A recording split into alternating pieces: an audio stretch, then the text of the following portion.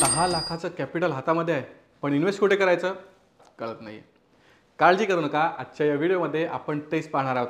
10 लाखाचं कॅपिटल गुंतवायचं कुठे.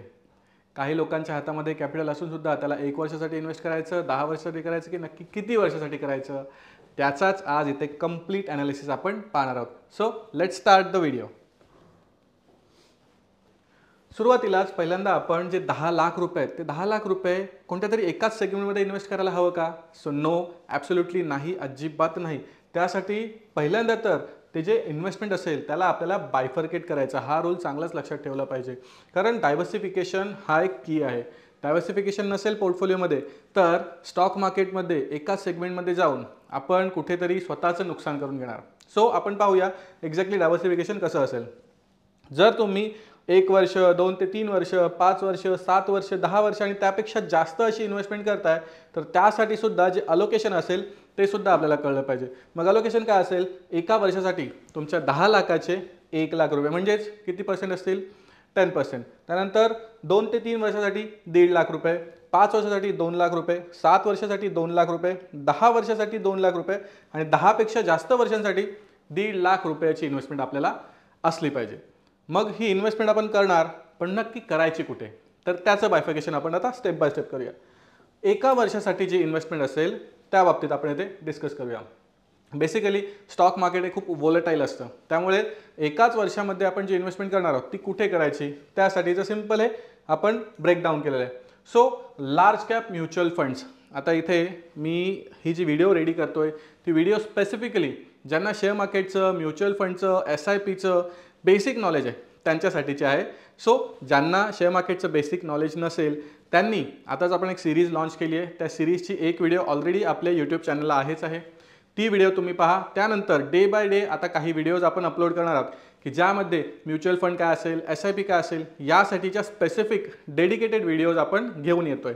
So large cap mutual funds, हे लार्ज कॅप म्युच्युअल फंड्समध्ये आपण इन्व्हेस्ट केलं पाहिजे. Large cap means what? Blue chip companies आपण ज्यांना म्हणू शकतो, ज्यांची व्हॅल्यू खूप मोठी असते. मी इथे बेसिक लेवललाच थोडंसं एक्सप्लेनेशन देणार, कारण की पूर्ण जर एक्सप्लेन करायला गेलो तर व्हिडिओ खूप लॉंग होणार आहे. आपल्याला एक छोटी शॉर्ट व्हिडिओ इथे रेडी करायची, त्यामुळे आपण गो थ्रू करूया. त्यानंतर मग लिक्विड म्युच्युअल फंड्स. यामध्ये काय असतं तर बेसिकली तुम्ही त्या फंड्समध्ये इन्व्हेस्ट केल्यानंतर एक लिक्विडिटी खूप जास्त असल्यामुळे त्या ठिकाणी रिटर्नसुद्धा काहीतरी एक्स्ट्रा मिळण्याचे चान्सेस असतात. हाय डिव्हिडंड स्टॉक्स, डिव्हिडंडसुद्धा एक प्रकार आहे, त्यासारख्या म्युच्युअल फंड्समध्ये सुद्धा आपण इथे इन्व्हेस्ट करू शकतो. आणि त्यांचे एक्सपेक्टेड रिटर्न्स किती आहेत तर 6 to 9% आसपास आपण रिटर्न्स त्या ठिकाणी एक्सपेक्ट करू शकतो. मग हे झालं तुमचं एका वर्षाचं प्लॅन. त्यानंतर मग जर आपण दुसऱ्या वर्षासाठी जातो, दुसऱ्या म्हणजे 2 ते 3 वर्षांसाठी, सो 2 to 3 इयर्सचा जो प्लॅन असेल त्यामध्ये काय आपण करणार? सो मॉडरेट रिस्क घेणार, त्यामुळे आपल्याला मिळणारे रिटर्नसुद्धा थोडे मॉडरेटच असणार आहेत, राईट. मग मॉडरेट रिस्कमध्ये आपण कुठे इन्व्हेस्ट करणार आहोत? So balanced advantage mutual funds, right. त्यानंतर मग बँकिंग सेक्टरचे काही ETFs आहेत. हे ETFs काय? Exchange traded fund. यासाठी सुद्धा स्पेसिफिक डेडिकेटेड व्हिडिओ आपण घेऊन येतोय. या सर्व गोष्टींमध्ये आपण इथे इन्व्हेस्ट करतो. जस्ट लाईक इथे निफ्टी बँक आहे, त्यानंतर निफ्टी बीच सारखे ETF आहे, त्यामध्ये आपण इन्व्हेस्ट करू शकतो. किंवा क्वालिटी मिड कॅप स्टॉक्स असतील, जसं की टाटा असेल, त्यानंतर असे भरपूर असे स्टॉक्स आहेत की ज्यामध्ये आपण इन्व्हेस्ट करू शकतो. शॉर्ट टर्म आपण याला म्हणू शकतो, एक मिड टर्म म्हणू शकतो. सो 2 ते 3 वर्षाच्या कालावधीसाठी तुम्ही म्युच्युअल फंडमध्ये, SIPमध्ये आणि स्टॉक्समध्ये असं एक कंबाईनली आपण इथे जाऊ शकतो. ॲज अ इन्व्हेस्टर म्हणून हा प्लॅन जर तुम्ही तुमच्यासाठी रोल आउट करताय तर नक्कीच तुमचे जे 10 लाख रुपये असतील प्रत्येकाचं कॅपिटल ज्याच्या त्याच्याप्रमाणे असणार आहे. मला कमेंटमध्ये सांगा तुम्ही किती कॅपिटलने इन्व्हेस्टमेंट सुरुवात केली आहे, आणि केली नसेल तर किती कॅपिटलने करणार आहात. जे ज्याचं कॅपिटल असेल त्यानुसार त्याची ग्रोथ त्याला मिळणार आहे. आपण एक 10 लाखाचं कॅपिटल आपण कन्सिडर केलं आहे, सो त्या 10 लाखाचे दुप्पट अमाऊंट होण्यासाठी जास्त काळ लागणार नाही आहे. एक ॲव्हरेज काळ जर आपण पाहिला तर कमीत कमी 5 वर्षांचा कालावधी हा आपल्याकडे असलाच पाहिजे. हे सुद्धा मी खूप जास्त म्हणतोय. कमीत कमी कुठेतरी 3 वर्ष, 3 ते 5 वर्ष हा एक सुटेबल टाईम आहे. 3 ते 5 वर्षामध्ये आपलं कॅपिटल कुठेतरी डबल होताना आपल्याला दिसलं पाहिजे. मग तशी इन्व्हेस्टमेंट कुठे करायची ते आपल्याला कळलं पाहिजे. त्यासाठीच हे एक सेफ इन्व्हेस्टमेंटचं झोन आपण इथे डिस्कस करतोय. आणि याचे जे एक्सपेक्टेड रिटर्न्स असतील ते असतील 10 ते 14%, 10 to 14% आसपास रिटर्न्स इथे आपण एक्सपेक्ट करू शकतो. त्यानंतर पुढे जाऊन आपण जर पाहिलं तर 5 वर्षासाठी जर आपण प्लॅन करतोय तर या ठिकाणी कुठेतरी आपण आता वेल्थ बिल्डिंगकडे लक्ष देतोय. म्हणजे 5 वर्ष एक खूप चांगला असा काळ आहे. आपण नाही म्हणू शकत की खूप लॉंग टर्म असा काळ झाला, पण एक चांगला कालावधी आहे. या 5 वर्षामध्ये जर तुम्ही इन्व्हेस्टमेंट करता तर तुम्ही वेल्थ जनरेशनकडे कुठेतरी वळतायत. ह्यामध्ये सुद्धा मग आपण कुठे इन्व्हेस्ट करायला हवं, जस्ट लाईक ब्लू चिप्सचे स्टॉक्स असतील त्यांच्या SIP, त्यांच्यामध्ये आपण इथे SIPs करू शकतो. जस्ट लाईक TCS असेल, HDFC बँक्स असेल, इन्फोसिस असेल. ब्लू चिप काय, तेच जे तुम्ही लार्ज कॅपचे कंपनीज पाहिले ना, त्यांनाच आपण ब्लू चिप म्हणतो. सो या ठिकाणी सुद्धा आपण इन्व्हेस्ट करून मार्केटमध्ये एक लॉंग टर्मचे एक गेन करू शकतो. त्यानंतर थीमॅटिक म्युच्युअल फंड्स, आता ही एक नवीन कन्सेप्ट आहे. ही कन्सेप्ट मी आपल्या म्युच्युअल फंडच्या व्हिडिओमध्ये क्लिअर करणार आहे. सो ज्याला काही कळली नसेल त्याने टेम्पररी बेसिसला गुगल करा, पण नंतर त्या व्हिडिओमध्ये आपण ती कन्सेप्ट क्लिअर करून घेणार आहोत. त्यानंतर गोल्डचे ETF किती वेळा शब्द आला असेल, exchange traded fund. Literally unbelievable असे रिटर्न्स जनरेट करून देणारे हे ETFs आहेत, त्याबद्दल सुद्धा आपण एक व्हिडिओ घेऊन येतोय. सो या सर्वांमध्ये जर आपण इन्व्हेस्ट करतोय तर यांचे एक्सपेक्टेड रिटर्न्स किती आहेत आपल्याला, 12 ते 15% आसपास, 12 to 15% आसपास रिटर्न्स इथे सुद्धा आपल्याला मिळतात. आणि इथून आपण एक जर्नी करतो कुठेतरी वेल्थ बिल्डिंगची. मग पुढच्या जर आपण 7 वर्षांसाठी जर आपण इन्व्हेस्ट करतो तर त्यासाठी काय करावं, तिथे आपण 2 लाख रुपयाची इन्व्हेस्टमेंट करतो. त्यामुळे इथे आता एक लॉंग टर्म, याला आपण लॉंग टर्म म्हणू शकतो, 7 वर्षाची जर्नी जर आपण करतो तर तिथे कुठेतरी आपण रिस्क त्या ठिकाणी घेण्याचे चान्सेस आपले आहेत आणि घ्यायलाच हवी त्या ठिकाणी. मग त्या ठिकाणी आपण काय करायला हवं, इथे सुद्धा SIP आपण मल्टी कॅप म्युच्युअल फंड्समध्ये करणार आहोत. म्हणजे जस्ट लाईक तुम्ही जर ऐकलं असेल large cap, mid cap, small cap, तर फक्त आणि फक्त लार्ज कॅपमध्ये न जाता आपण आता थोडंसं डायव्हर्सिफाय व्हायला हवं इथे. आणि त्या ठिकाणी आपण large cap, small cap, mid cap या सर्व सेगमेंटमध्ये तिथे इन्व्हेस्ट करायला हवं, त्याला आपण मल्टी कॅप म्हणतो.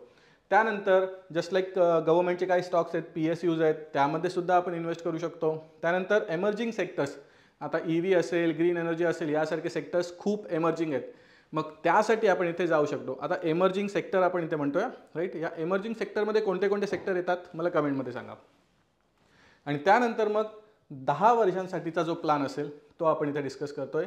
आणि इथे आपण जर कंपाऊंडिंग केली तर त्याची मॅजिक काय असेल ते नक्कीच तुम्ही इथे बघायला हवं. सो या ठिकाणी निफ्टी नेक्स्ट 50 सारखे जे इंडेक्स फंड असतील त्यामध्ये आपण इन्व्हेस्ट करू शकतो. SIP इंटरनॅशनल लेवलचे ETFs, आता इंटरनॅशनल लेवलचे म्हणजे इंडियामध्ये काही ETFs आहेत, निफ्टी बीज असेल, त्यानंतर मग इंटरनॅशनल लेवलला NASDAQ 100 सारखे ETFs असतील, त्यामध्ये सुद्धा आपण इन्व्हेस्ट करू शकतो. आणि त्यानंतर आपण मोनोपॉली स्टॉक्समध्ये इन्व्हेस्ट करायला हवं. जस्ट लाईक एशियन पेंट्स असेल, नेस्ले असेल, पिडिलाइट्स असतील, यासारख्या कंपनीजमध्ये तुम्ही इन्व्हेस्ट करताय तर ते लॉंग टर्मसाठी कुठेतरी आपल्याला बेनिफिशियल ठरणार आहे. आणि 10 वर्षाच्या कालावधीसाठी जर आपण इन्व्हेस्ट करतो तर त्या कंपनीचं लॉंग टर्म व्हिजन्स काय असतील हे सर्व काही पाहूनच आपल्याला ते इन्व्हेस्ट करायचं आहे. आणि यांचे एक्सपेक्टेड रिटर्न्स आपण किती पाहू शकतो, 15 to 18% आसपास एक्सपेक्टेड रिटर्न्स आहेत. आणि फायनली 10 वर्षांपेक्षा जास्त जर आपण कालावधीसाठी इन्व्हेस्ट करण्याचा जर आपण विचार करतोय तर त्या ठिकाणी थेमॅटिक पोर्टफोलिओज, आता या ठिकाणी थेमॅटिक पोर्टफोलिओज पण ते सुद्धा आर्टिफिशियल इंटेलिजन्स असेल, कारण की आपल्याला माहिती आहे AI हे फ्युचर आहे. त्यामुळे त्यासारख्या सेगमेंटमध्ये सुद्धा लॉंग टर्मसाठी आपल्याला इन्व्हेस्ट करणं इथे गरजेचं ठरतं.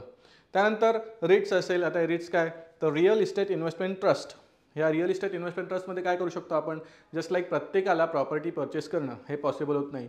50 लाख, 10 करोड, 100 करोड काय असेल, ज्याची त्याची प्रॉपर्टी जशा तशानुसार माणूस खरेदी करतो. पण सामान्य माणसाकडे 10 लाख रुपयाच्या व्यतिरिक्त पैसा नसेल तर त्यांनी काय करावं मग, तर त्यांनी रिट्ससारख्या ट्रस्टमध्ये सुद्धा ते इन्व्हेस्ट करून एक प्रॉपर्टीचं चंक खरेदी करू शकतात. त्यानंतर मग स्ट्रॉंग मोड स्टॉक्स, आता हे काय असतं की ज्यांचं फ्युचर हे खूप ब्राईट आहे त्यांना आपण मोड स्टॉक म्हणतो. जस्ट लाईक डीमार्ट असेल, पेज इंडस्ट्री असतील, यासारख्या कंपनीजमध्ये आपण इन्व्हेस्ट करू शकतो.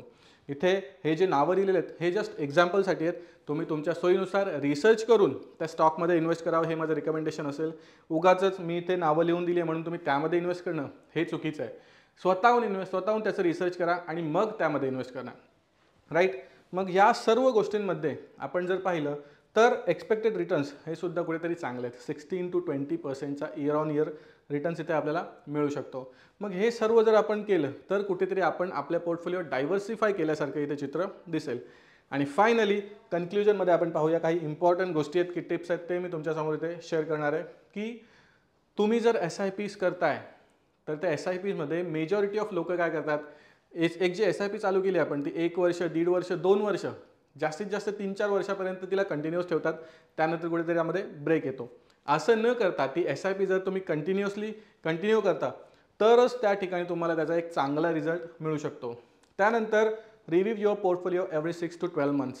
प्रत्येक 6 ते 12 महिन्यांनी तुमच्या पोर्टफोलिओमधले जे स्टॉक्स असतील त्या स्टॉक्सला तुम्हाला रिव्ह्यू करणं गरजेचं आहे. कारण जर ती तुमची इन्व्हेस्टमेंट आहे, म्हणजे इन्व्हेस्टमेंट केलेल्या ठिकाणी जर तुम्ही लक्ष देणार नाही तर ती इन्व्हेस्टमेंट कुठे जाऊ शकते याची कल्पनाच नाही.